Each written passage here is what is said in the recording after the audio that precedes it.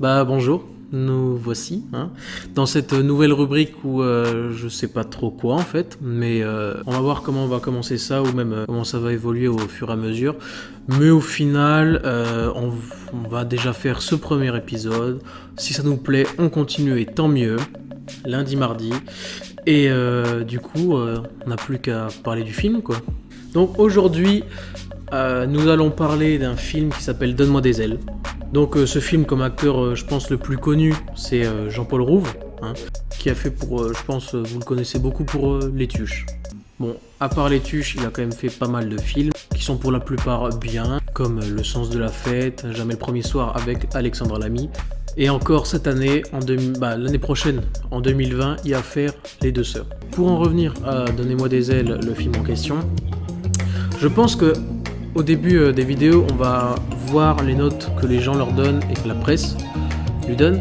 Donc je pense qu'on va se baser sur Allociné ou Google. Pour Donne-moi des ailes, la note de la presse c'est 3,3 sur 5. Vous connaissez les 5 étoiles. 3,3, ce qui est plus que la moyenne est bien. Et pour les spectateurs, 4,3. Donc ça veut dire que il est relativement apprécié.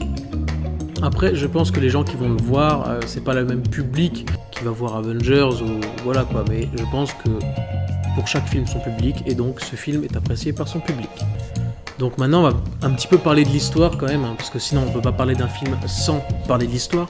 Donc ici c'est un garçon, ado, pré-ado, qui voilà passe beaucoup de temps sur les jeux vidéo comme nous, et là arrivent les vacances, et la mère et le beau-père du coup, parce que Jean-Paul Rouve est séparé de sa femme qui ont eu un enfant. Donc ici dans le film Le Préado, où Thomas je crois a sa mère, mais sa mère est séparée de son père qui est Jean-Paul Rouve, et depuis elle habite avec un nouveau mec quoi, voilà. Et donc ils ont comme projet de lui faire passer d'abord une semaine ou deux chez son père qui vit lui dans la Camargue, etc. Mais entre temps on apprend que le père au final il est scientifique, qu'il a en tête ça, de toute façon, ça nous l'explique au fur et à mesure des films. Il a en tête de remettre dans la nature des oies sauvages, parce qu'il a peur de leur extinction. Donc il veut leur faire prendre un nouveau chemin de migration, moins dangereux, comme ça il y en a plus qui survivent. Voilà, donc ça c'est son but. Donc là pour l'instant, le préado va chez son père. Donc je sais pas si vous voulez le voir, mais je pense qu'on va un peu tout... Ouais, on va raconter en gros, mais peut-être pas trop rentrer dans les détails, peut-être pas trop spoil. Donc voilà, Thomas est complètement dégoûté d'aller chez son père parce que il a pas la play, etc. Il l'a même pas vu depuis longtemps. Bon bref, il y va. Sa mère lui dit que ça lui fera du bien, donc il y va. Donc ils vont en Camargue, là où le père vit et élève des oiseaux. Et donc là, c'est amené un peu comme tous les films qui font ce genre de trucs. Le gosse, au départ, les 2-3 jours, putain, il fait la gueule parce qu'il n'y a pas de réseau. Il peut pas jouer à la play, même s'il a amené son ordi. Bon, bref, c'est autre chose. Voilà, il s'emmerde. Jusqu'à ce qu'à un moment, son père ayant reçu des œufs d'oies sauvages pour les faire éclore et pour amener son projet, voilà, bon bref, il prend soin des oies, il voit que les œufs commencent à éclore, donc ça l'amuse, etc. Il va s'en occuper au fur et à mesure, avec son père, ils vont bien s'entendre, etc. Il va lui raconter son projet de montrer aux oies un nouveau chemin migratoire pour moins dangereux et pour du coup pérenniser l'espèce. Et du coup, le fils lui demande oui mais comment tu vas faire parce que les oies, bah quoi, ça vole. Il lui fait oui, je sais. Et du coup, ils ont un ULM, voilà, un ULM, des sortes de petits coucous quoi. Le père Christian, il part avec un de ses potes. Bon bref, on va pas trop rentrer dans les détails. Ils partent quand même en voiture en Norvège. Il veut montrer aux oies le retour. Donc du coup ils arrivent en Norvège, parce que oui, les oies elles vont en Norvège, d'après le film. Donc ça, ils vont en Norvège, il se passe pas mal de couilles, bref.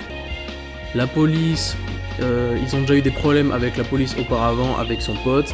Donc là ils veulent vérifier toutes les oies qui se sont fait vacciner auparavant, pour voir si elles n'ont pas la grippe aviaire, etc. Et le mec, le policier norvégien, il est remonté, il les aime pas beaucoup, ils veulent pas qu'ils restent, donc il dit qu'ils ont la grippe aviaire, mais c'est normal vu qu'ils viennent de se faire... Bah, chaque vaccin contient un truc qu'ils combattent. Voilà. Donc au final, il leur interdit de les faire sortir de leur cage, voilà. Sauf que le père, bah, bien sûr, il va ouvrir la cage. En même temps, comme par hasard, bah, il y a les flics qui se ramènent.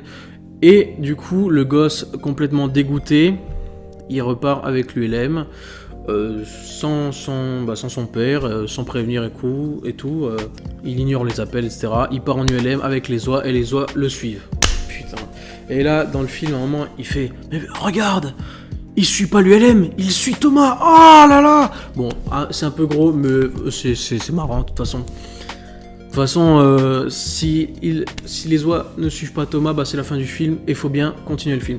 Donc voilà, les oies suivent Thomas, la longue péripétie, la mère rapplique, parce que bah, en même temps, voilà quoi, t'as ton gosse qui disparaît en ULM, il sait pas trop le piloter, c'est normal. Donc du coup, voilà, la mère rapplique, etc. Voilà, elle engueule le père. Oui, mais je t'avais dit de jamais le faire conduire. Bon, bref, voilà, tout ça. Le petit, il s'en sort très bien. Il va dans des petits lacs norvégiens. Le soir, il dort. Ses oies le suivent toujours. C'est magnifique. Jusqu'à ce qu'il décide de rentrer chez son père, quoi. Et donc, il faut qu'il traverse la mer et tout ça. Mais tout ça, il y arrive. C'est bon. Il rentre chez eux. Parfait. Bon... Je le raconte en 2 étapes, mais il y a vraiment plein d'aventures entre temps. Les gens l'aident parce qu'il y a une petite, elle le filme sur YouTube, bon bref. Tout le monde le connaît à force. Il rentre chez lui. Sa mère, bon, tout dans l'euphorie et tout ça, bon, au final, elle se remet avec le père. Voilà. Ça aussi, c'est aussi un truc qui arrive rarement. Et donc, du coup, au final, ça passe sur TF1. Jean-Pierre Pernaut, il en parle même, attention, hein. Et au final, il arrive dans le village de son père, avec le maire et tout ça, sauf qu'il repart, il se pose pas là. Il va dans la maison de son père, pas dans le village, pour être avec sa mère et son père, juste entre eux. Et tout se passe bien, voilà.